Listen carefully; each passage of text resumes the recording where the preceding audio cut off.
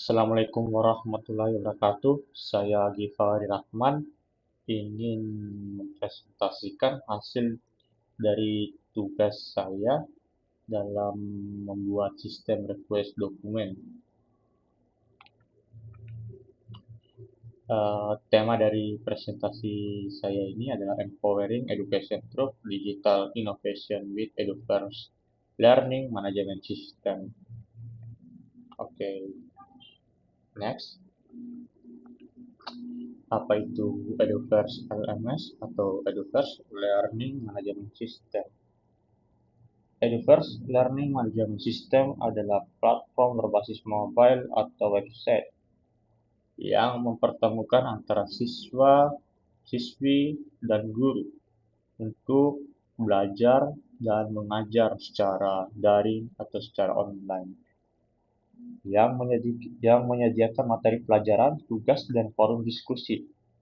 Selain itu juga mengintegrasikan sistem ujian sekolah yang bisa digunakan dalam waktu yang telah disepakati. Oke, next.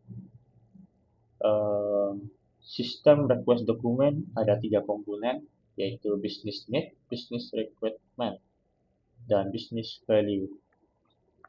Uh, Poin pertama dari sistem request dokumen yaitu business need. Uh, Project dari Learning Management System atau Eduverse Learning Management System yang paling mendasari adalah business need, yaitu apa hal yang paling dasar atau bisnis dasar dari pembuatan learning management system ini. Ya tentu saja alasannya itu misal kalau dibuat skenario fiktif, skenario fiktif yang bisa dibilang realistis. Misal ada sebuah sekolah yang bernama Sekolah Dirgantara yang ingin memesan atau merequest sebuah sistem informasi yang dimana di dalamnya bisa belajar dan mengajar. Selain itu juga bisa melakukan ujian dengan sistem ujiannya itu sangat ketat. Nah, itu tentu menjadi alasan utama atau masalah utama kenapa platform Eduverse Learning Management System ini dibuat. Selain itu juga platform yang ada di luar sana itu antara platform belajar mengajar dan platform ujian tentu berada di platform yang berbeda. Tapi dengan adanya kehadiran Eduverse Learning Management System ini bisa menjadi platform tunggal yang menyediakan pembelajaran, tugas, forum diskusi, ujian, dan evaluasi dalam satu aplikasi. Sehingga itu yang menjadi alasan utama atau kebutuhan dasar kenapa uh, kepala stakeholder atau user requirement memesan aplikasi ini atau ingin memesan aplikasi ini. Terus poin yang kedua, business requirement. Tentu di dalam business requirement atau uh, fitur-fitur yang bisa dijadikan sebuah peluang atau bisnis yang diminta oleh user requirement atau stakeholdernya atau orang yang berkepentingan yang berada di balik alasan terbuatnya platform ini. Ada beberapa alasan, maksudnya ada beberapa fitur, misal uh, kepala sekolah Dirgantara ingin memesan fitur pengelolaan pembelajaran seperti upload materi, kuis, atau forum. Terus kepala sekolah Dirgantara juga pengen Ada juga fitur sistem ujian. Lalu di dalam Edufirst Learning Management System juga kepala sekolah Dirgantara pengen manajemen nilai dan laporan perkembangan siswa. Berarti ada rapor digital. Sehingga rapor tradisional bisa saja tergantikan oleh rapor digital ini. Terus ada juga fitur integrasi pengumuman dan notifikasi mobile. Nah, dari fitur-fitur inilah yang bisa dijadikan business requirement. Oke, lanjut ke poin ketiga dari sistem request dokumen. Bisa yaitu business value. Nilai bisnis yang dijadikan alasan kenapa platform ini dibuat. Misal eh, apa ya? eh, Kepala sekolah Dirgantara pengen semua aktivitas akademik dalam satu platform. Berarti eh, eh, ini aplikasi Edufirst Learning Management System bisa menjadi solusi sebagai sentralisasi untuk aktivitas akademik dalam platform yang tunggal. Terus dengan adanya Learning Management System Edufirst ini bisa menghemat biaya operasional serta siswa maupun guru mendapatkan pengalaman belajar dan mengajar dan evaluasi yang lebih efisien.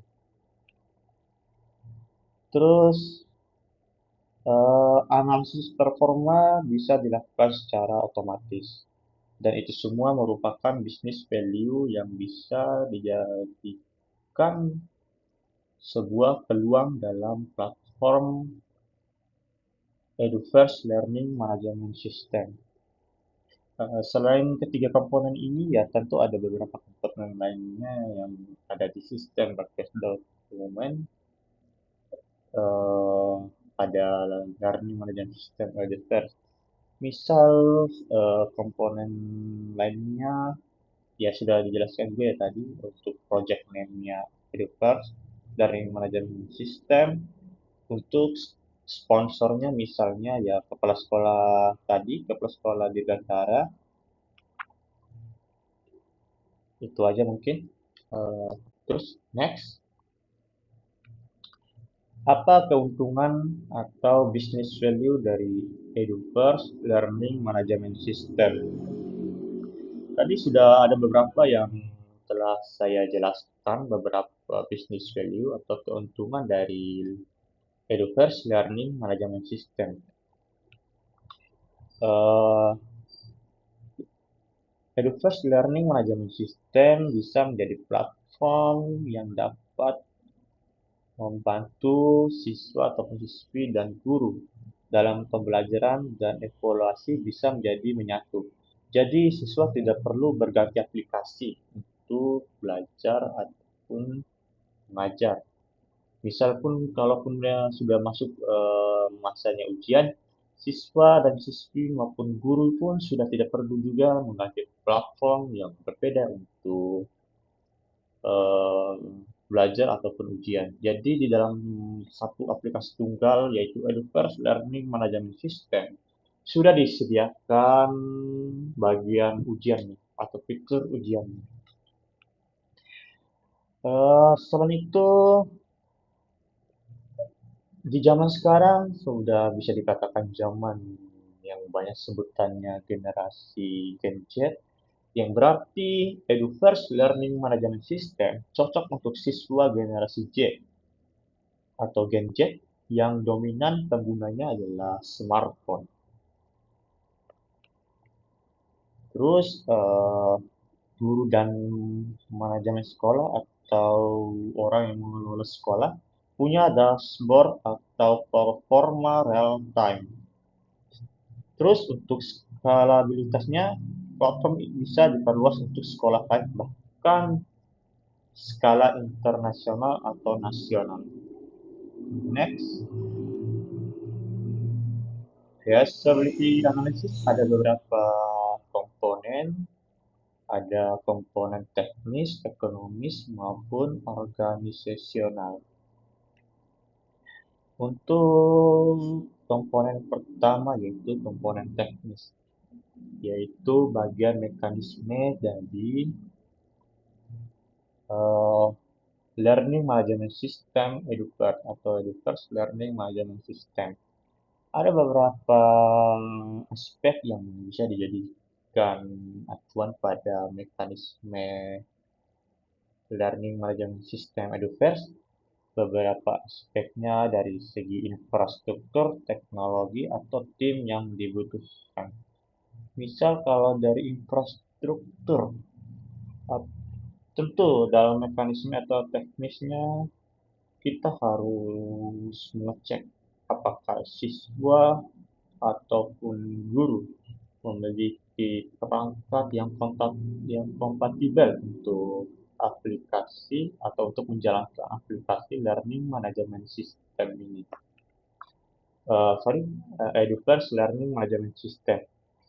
Bisa dibayangkan saja kalau platform yang sudah saya buat ini tidak bisa dijalankan atau tidak kompatibel di aplikasi atau di perangkat siswa ataupun guru. Yang tentu saja itu bisa menjadi kerugian bagi saya. Selain itu juga harus ada yang maksudnya selain itu juga sekolah harus menyediakan server dan selain itu sekolah juga harus menyediakan database serta harus ada jaringan yang kompatibel agar siswa dan guru dapat menggunakan platform ini dengan baik tanpa mengeluarkan biaya seperti kuota masing-masing atau pribadi. Untuk kebutuhan lain atau dari segi teknisnya, ya tentu tim yang dibutuhkan untuk membangun aplikasi atau platform Eduverse Learning Management System ini dibutuhkan full stack developer karena bukan cuma yang berbasis mobile, Eduverse Learning Management System juga harus berjalan dari basis website. Jadi ada dua alternatif, ada mobile dan ada website. Sehingga jika siswa ataupun guru tidak bisa menjalankannya secara mobile, mereka bisa menggunakannya dengan alternatif website.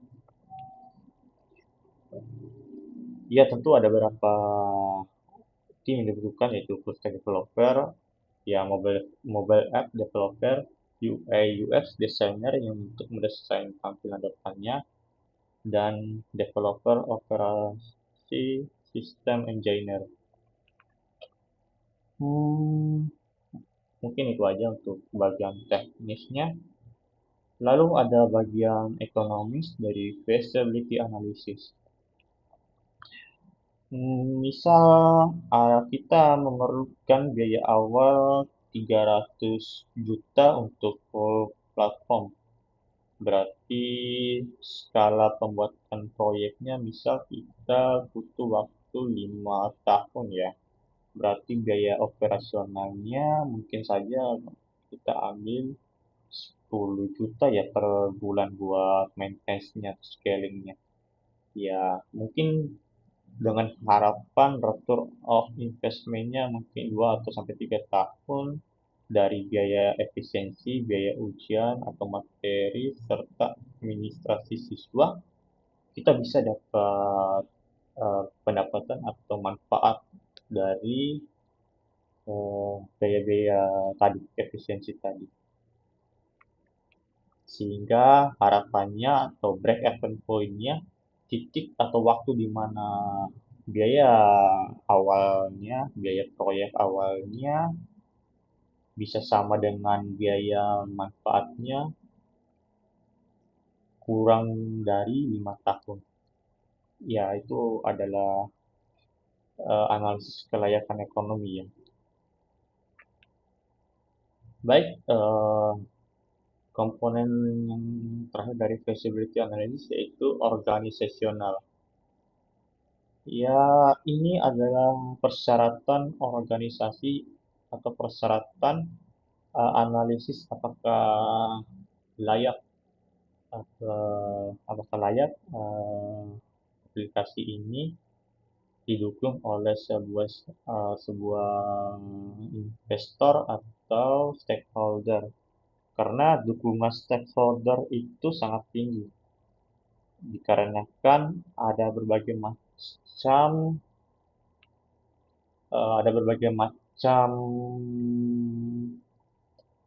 kebutuhan jangka panjang yang dibutuhkan atau yang terlibat dari dukungan stakeholder ini.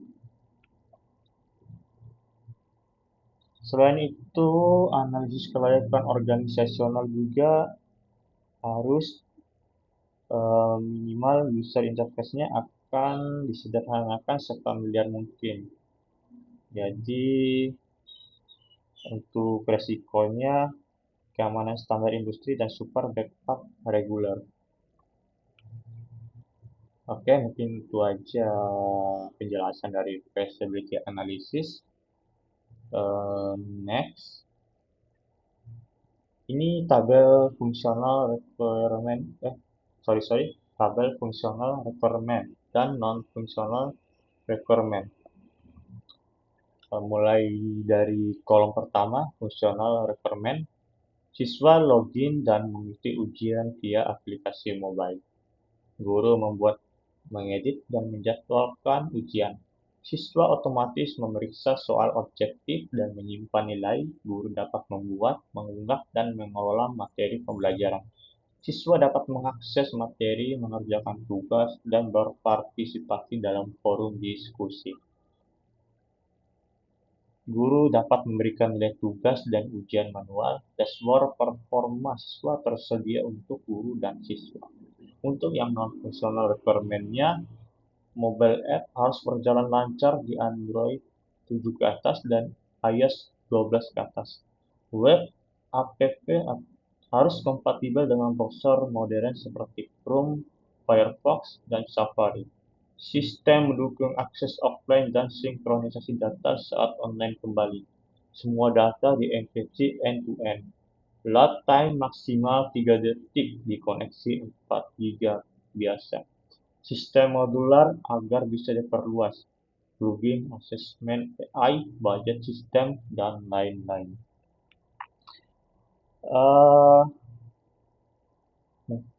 Mungkin itu aja untuk bagian tabel fungsional requirement sama non-fungsional requirement. Oke, nah itu slide terakhir. Thank you very much. Sampai sini aja kayaknya presentasi saya. Maaf jika ada kekurangan. Terima kasih. Saya Ginfai Rahman. Sekian. Wabillahi taufiq wal hidayah. Wassalamualaikum warahmatullahi wabarakatuh.